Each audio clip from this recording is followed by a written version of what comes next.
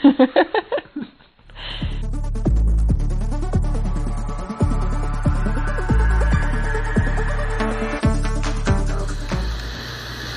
with you?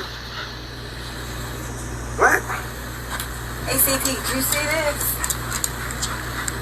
Look, if it ain't official Dana J, Levi for Kelly, Primadonnanews, I don't even want to see it. Just take the phone. Look, you got some weed? Dang. Gotta get some. All right, hurry up. Diesel and them here, everybody here, we waiting on you. Little Bow Wow was on there. You got a problem with Lil Bow Wow? I ain't got a problem with Lil Bow Wow. Lil Bow Wow got some bomb ass pussy.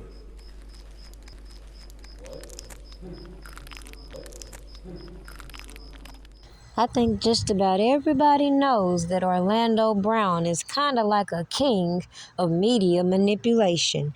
You never know when he's telling the truth, when he's joking, and when he's being serious. But I can tell you one fact we do know.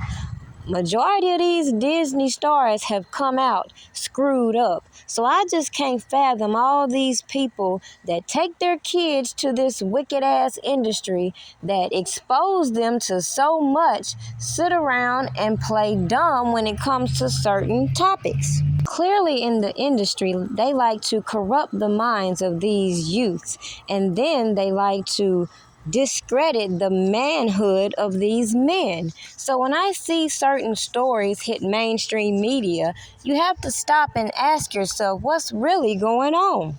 Is what we're seeing being used as scandal in order to promote these artists or individuals' personal projects? Or are they sending out a message to the public? Now, Orlando Brown has made some wild accusations over the course of his time being on social media.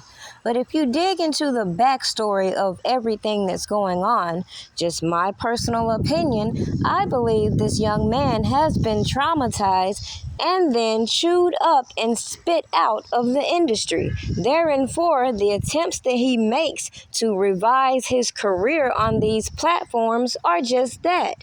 The problem is you never know when he's being sincere and when he's spinning a narrative. With that said, with any story we've heard hit these platforms, is it fair to start creating movements to urge officials to lock people up? Or is it fair to ask people if there is a problem to report to proper officials?